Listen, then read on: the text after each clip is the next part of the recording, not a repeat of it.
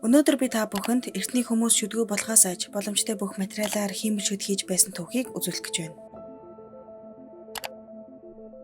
Чулуугаар хийсэн хиймэл шүд. Хамгийн эртний хиймэл шүдний туршилтууд чулуугаар эхэлсэн гэж үздэг. Майя, Инка, Андын соёл иргэншилд шүд унахыг хүч чадал алдагдсны шинж гэж ойлгодог байжээ. Тиймээс тэд жинхэнэ шүд унасны дараа оронд нь нефрит, оюу, обсидиан зэрэг чулуугаар хийсэн шүдийг суулгадаг байсан.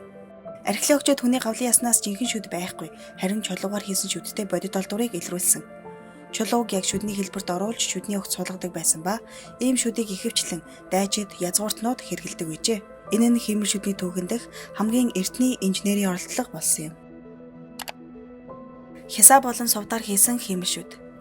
Чулууны дараа хүмүүс шүд шиг харагдах материалыг илүүтэйгээр хайж эхэлсэн байна. Далайн эрэгт амьдардаг соёл иргэншлүүд хясаа, сувдыг шүдний оронд ашиглан байгалийн давирхай, ургамлын цавуугаар тогтоодог байжээ. Ийм шүдэн зажлахад тохиромжгүй, ихэвчлэн гоёлын зориулалттай байсан бөгөөд уг шүдэн тухайн хүний нийгмийн байр суурийг илэрхийлдэг байна. Энэ үеэс л хиймэл шүд нь гоо сайхан ба нийгэмд эзлэх байр суурийн бэлэгдэл болж эхэлсэн байдаг. Амьтны шүдээр хийсэн хиймэл шүд. Хүмүүс дараагийн шатанд хүний шүдтэй хамгийн ойролцоо материалыг хайж амьтны шүдийг ашиглаж эхэлсэн байна. Нохой, чон, морь, сармагчин, ягуарын шүдийг өргөн хэрэглэж, эдгээр шүдийг алт зэс ургамлын ширхгээр уйж тогтоодог байсан. Амьтны шүд нь хатуу, удаа эдлгээтэй ч аманд таарахгүйгээс болж өвдөлт өгдөг.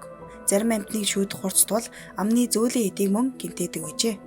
Гэсэн хэдий ч энэ нь шүдгүү байхаас дээр гэж үздэг байсан ба амьтны шүд хиймэл шүдний анхны бодит орлуулалт гэж тооцогддог.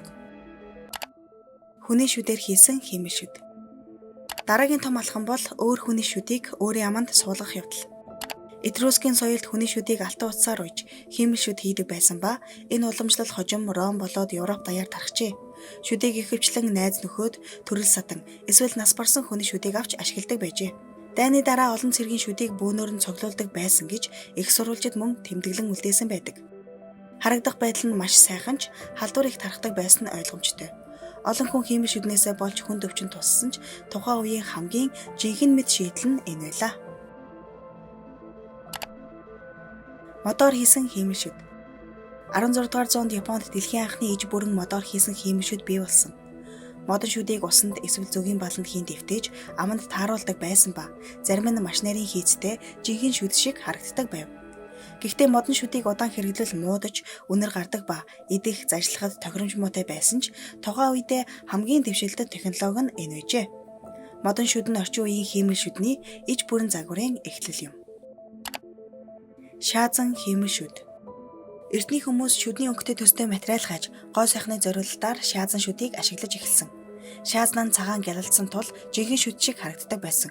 Гэвч шаазан шүд нь маш хэврэг, амархан хагардаг, аманд гэмтэл үүсгэж болзошгүй байв. Зарим сурвалжид энэ шүдийг хагардаг шүд гэж тэмдэглэсэн нь тухайн үеийн хүмүүс ямар их зовлон бэрхшээлтэй байсан болохыг харуулдаг. Жорж Вашингтоны хиймэл шүд. Энэ түүх нь эртний ба орчин үеийн зааг дээр оршдог. Жорж Вашингтон модон шүдтэй байсан гэдг нь худлаа бөгөөд түүний хиймэл шүд нь хүн, амьтны шүд, зааны болон бегемотын соёо, металл пүршнээс бүрддэг байв. Эдгээрийг металл, суур, пүршээр холбож хийсэн байдаг.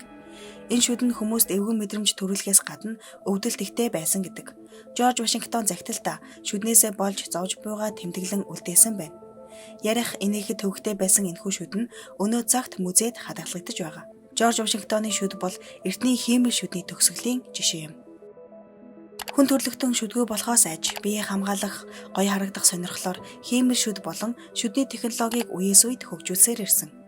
Энэ бүх зовлон туршилтын эцэст хүн төрлөختөн шүдээ хамгаалах, эрүүл байлгах хамгийн зөв арга бол өөрийн шүдээ хайрлах арчлах явдал гэдгийг ойлгосон. Өнөөдөр бидэнд байгаа эрүүл шүд, мэргэжлийн эмчилгээ, орчин үеийн протез имплант нь өнгөрсөн үеийн туршилт зовлонгийн үр дүн юм а.